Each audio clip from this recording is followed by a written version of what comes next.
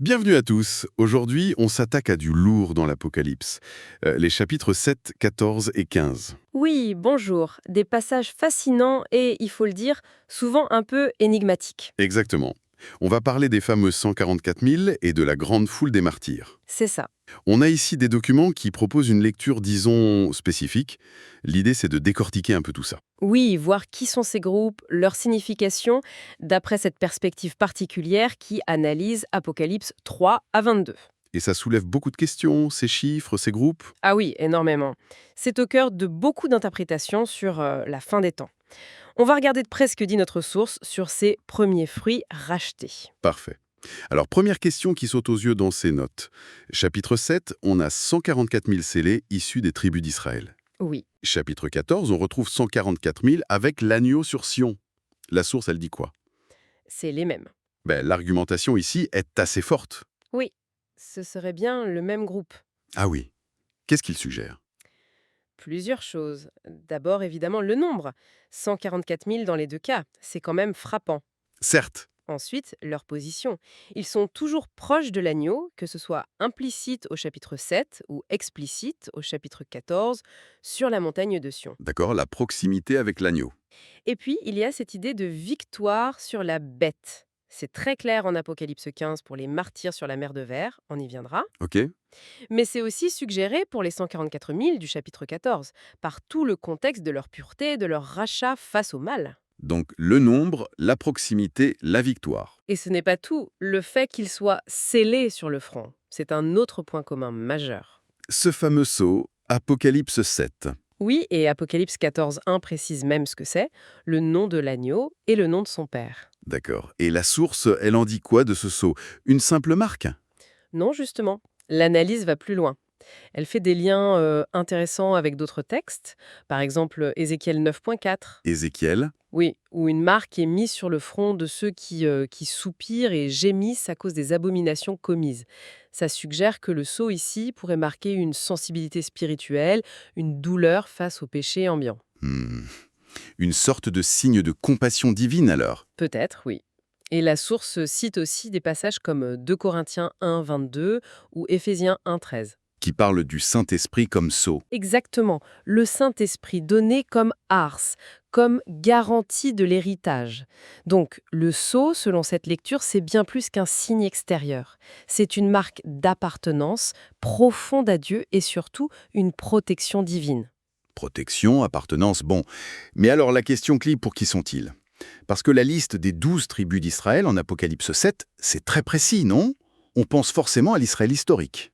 Oui, c'est la lecture la plus immédiate, mais c'est là que l'interprétation de notre source devient, disons, plus spirituelle. C'est-à-dire, Elle argumente que cette liste n'est pas à prendre au sens ethnique littéral. Pour Dieu, l'Israël véritable serait spirituel. un Israël spirituel. Oui, l'Israël physique, historique, aurait servi de modèle, de prototype si vous voulez, indispensable pour qu'on comprenne l'idée d'un peuple élu, d'une alliance. Un peu comme le temple de Pierre préfigurait le temple spirituel qu'est le croyant. C'est tout à fait ça. La source rappelle d'ailleurs qu'Abraham lui-même, le père de la foi, n'était pas juif au départ. Il venait d'Ur en Chaldée. C'est vrai. Et c'est en Christ, sa descendance promise, que les croyants de toutes les nations deviennent héritiers spirituels d'Abraham. Donc les 144 000 dans cette optique, Représenterait cet Israël spirituel élargi venant de partout? voilà, l'ensemble des rachetés fidèles, quelle que soit leur origine. La liste des tribus serait alors symbolique, pour montrer la plénitude et l'organisation du peuple de Dieu. D'accord. C'est une lecture qui ouvre des perspectives différentes. Et Apocalypse 14 leur donne aussi des traits de caractère très forts. Ah oui, absolument. Ils sont décrits comme achetés ou rachetés d'entre les hommes. Et surtout comme des prémices, des premiers fruits pour Dieu et l'agneau. Des premiers fruits, ça implique quoi, Evelyne? Ça suggère une consécration particulière, une sorte d'élite spirituelle. Ils sont aussi dits purs. Ceux qui ne se sont pas souillés avec des femmes, c'est ça? Ouais, cette phrase qui fait couler beaucoup d'encre. La source l'interprète clairement comme une métaphore. Pas du célibat physique. Non, plutôt une pureté spirituelle, une fidélité absolue à Dieu, sans compromis avec l'idolâtrie, le monde, la bête. Une sorte de virginité spirituelle, si on veut. Une loyauté sans faille. C'est ça. Le texte dit qu'ils suivent l'agneau partout où il va. Ça montre une obéissance totale, une consécration de tous les instants. Et irréprochable, sans mensonge dans leur bouche. Oui, Apocalypse 14.5. Une intégrité complète, paroles et actes. L'analyse va même jusqu'à parler des derniers premiers fruits. Comment ça, dernier? En utilisant une image de l'Ancien Testament, il y a la première pluie qui fait germer et la pluie de l'arrière-saison qui fait mûrir la récolte juste avant la fin. Ah, comme chez Joël ou Jacques. Exactement.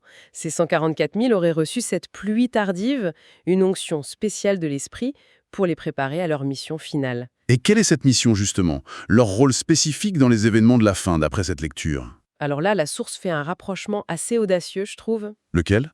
Elle les associe très fortement aux deux témoins d'Apocalypse 11. Les 144 000 seraient les deux témoins.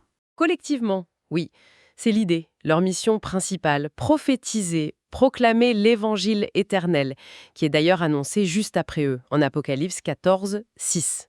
Et quand feraient-ils cela? Pendant une période précise, la première moitié de la dernière semaine de Daniel. Les fameux 1260 jours ou 42 mois. La période de la grande tribulation pour les croyants. C'est ça, le moment où la bête, le pouvoir antichrist, domine et persécute. Donc les 144 000 auraient ce rôle crucial de témoignage ultime et peut-être de protection spirituelle pour l'Église dans cette épreuve intense. Un rôle majeur et sans doute très dangereux. Mais Apocalypse 7 ne s'arrête pas aux 144 000. Juste après, Jean voit autre chose. Oui, cette grande foule que personne ne pouvait compter. Un contraste saisissant avec le nombre précis des 144 000. Et eux, qui sont-ils? Et quel lien avec les 144 000? Alors, cette foule est décrite comme venant de toute nation, de toute tribu, de tout peuple et de toute langue. Clairement universelle. Debout devant le trône, en robe blanche, avec des palmes. Oui, des symboles de victoire et de pureté. Et l'identité est donnée par un ancien. Ce sont ceux qui viennent de la grande tribulation. Donc ils ont traversé l'épreuve. Oui, et le fait que leur robe soit lavée et blanchie dans le sang de l'agneau, la source interprète ça comme un signe qu'ils sont déjà ressuscités. Déjà ressuscités à ce moment-là. C'est ce que suggère l'analyse. Mhm. Ils seraient déjà revêtus de leur corps spirituel glorieux après avoir été fidèles jusqu'au bout dans l'épreuve. Et leur état final est décrit de façon assez paradisiaque, non? Tout à fait, ils servent Dieu jour et nuit dans son temple céleste.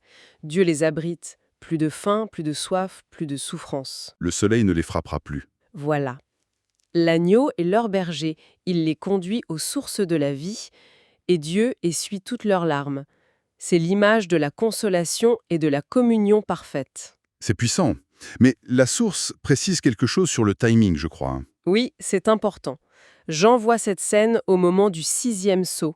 Mais, chronologiquement dans l'Apocalypse, la première résurrection n'arrive qu'après la 7e trompette. Donc c'est une vision anticipée. C'est comme ça que la source le comprend.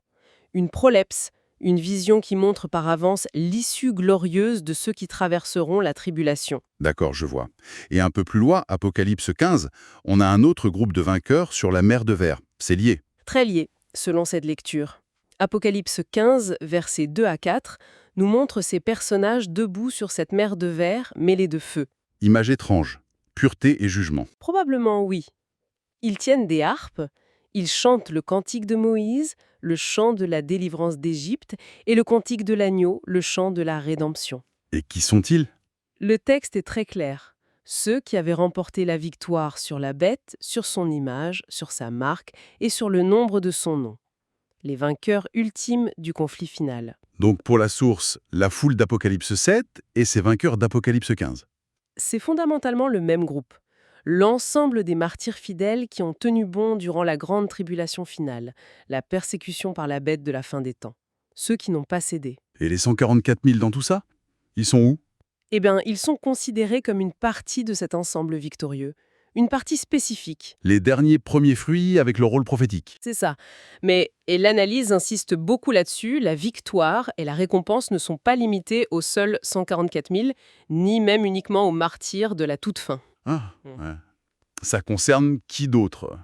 L'argument est que tous les croyants qui ont été fidèles jusqu'au martyr, à n'importe quelle époque. Parce qu'il y a eu d'autres bêtes, d'autres persécutions avant la fin. C'est ce que suggère l'Apocalypse, oui. Donc tous ces martyrs fidèles, de tous les temps, participeraient à cette première résurrection et chanteraient ce chant de victoire sur la mer de verre. Hmm.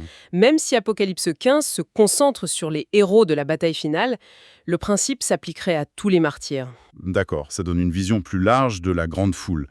Alors, si on suit cette logique, quel est le dénouement ultime pour eux, la récompense finale? Le point culminant, d'après la source, c'est la première résurrection, décrite en Apocalypse 20, versets 4 à 6. Et elle est pour qui précisément? Le texte dit « ceux qui avaient été décapités à cause du témoignage de Jésus » et aussi « ceux qui n'avaient pas adoré la bête, ni son image, ni reçu sa marque. Eux, dit le texte, revinrent à la vie. » Et ils règnent avec Christ pendant 1000 ans. Exactement. C'est leur privilège unique. Ils sont appelés heureux et saints, et la seconde mort n'a pas de prise sur eux. Donc c'est une résurrection spéciale, pas pour tous les croyants au même moment. C'est ce que la source souligne très fortement. C'est une résurrection exclusive pour les martyrs, ceux qui ont participé à cette meilleure résurrection mentionnée dans l'Épître aux Hébreux. Martyrs qui inclut les 144 000 et la grande foule victorieuse, selon cette lecture. Oui, eux seuls deviennent sacrificateurs de Dieu et de Christ et règnent pendant le millénium. La source suggère même que leur autorité pourrait varier selon leur fidélité, une récompense proportionnée en quelque sorte. Intéressant. Un règne de 1000 ans. Et après le millénium, c'est quoi la suite, hein? C'est là qu'on arrive à la vision de la Nouvelle Jérusalem, Apocalypse 21 et 22. La demeure éternelle. C'est ça, la cité parfaite où Dieu habite avec son peuple. Plus de mort, de deuil, de cris, de douleur. Tout est renouvelé. Et qui y entre? Le texte dit clairement « les vainqueurs », Apoc 21,7. Et la source les identifie sans hésiter, ce sont ces martyrs ressuscités dont les noms sont dans le livre de vie de l'agneau. Ceux qui ont tenu bon. Oui, eux voient sa face, portent son nom sur leur front, on retrouve l'écho du sceau et règnent éternellement. D'un point de vue théologique, pourquoi cette insistance sur les martyrs et leur résurrection anticipée? La source y voit la preuve ultime devant tout l'univers de la justice et de l'amour de Dieu. C'est la réponse aux accusations de Satan qui dit en gros que personne ne peut rester fidèle à Dieu sous la pression. Les martyrs prouvent le contraire par leur sacrifice. Exactement. Leur fidélité valide le plan de Dieu, démontre la sagesse de ses commandements et scelle la défaite du mal. C'est une justification cosmique en quelque sorte. Tout ça forme un ensemble très cohérent, avec une chronologie assez précise des événements finaux, toujours selon cette source. On pourrait peut-être la résumer. Oui, bien sûr. Alors, en gros, la chronologie proposée est la suivante. On commence avec le 6e sceau. Voilà, c'est là que les 144 000 sont scellés. La vision de la foule anticipe déjà la fin. Ensuite, La 6e trompette, qui marque le début de la dernière semaine de Daniel, la grande tribulation pour les saints, l'Antichrist entre en scène. puis vient la première moitié de cette semaine, 1260 jours. C'est la période de persécution intense par la bête.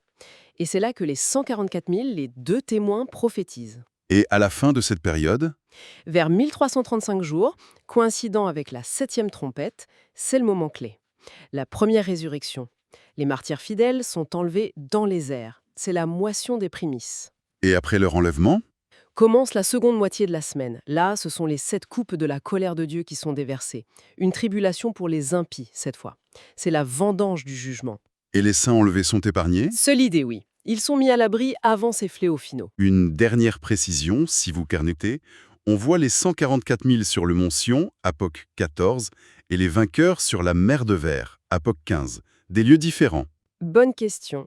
La source note cette différence symbolique. Elle suggère que le mont Sion, c'est peut-être plus pour décrire l'identité sacerdotale et la fonction des 144 000 comme premier fruit. Proche de Dieu. Voilà. Tandis que la mer de verre serait plutôt le lieu de rassemblement de tous les vainqueurs après l'épreuve et le jugement traversé, le feu mêlé au verre. Mais au final, peu importe le nom symbolique. Au final, l'essentiel, selon cette interprétation, c'est que tous les martyrs fidèles, 144 000 inclus, sont réunis avec l'agneau, dans la présence de Dieu, dans les airs, retirés du monde avant la colère finale. C'est très clair. Donc, pour résumer cette lecture, les 144 000, c'est un groupe symbolique, les premiers fruits spirituels, issus de toute nation malgré les tribus, avec un rôle prophétique pendant la tribulation, Oui, et ils font partie de la grande foule des martyrs victorieux, ceux qui ont été fidèles jusqu'au bout. c'est une excellente synthèse. Et la récompense pour tous ces vainqueurs, c'est cette première résurrection et le règne avec Christ. Avec une insistance très forte sur le lien entre fidélité radicale face à l'épreuve, le martyr sous toutes ses formes, et cette récompense suprême. Tout à fait.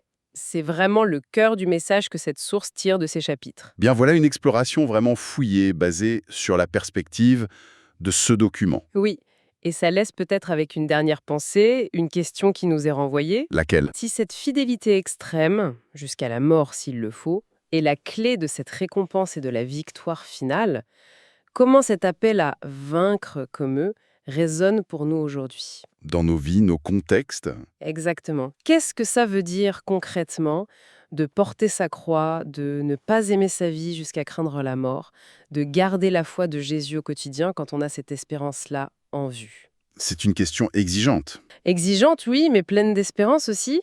C'est peut-être ça le message intemporel de ces passages, au-delà des débats d'interprétation.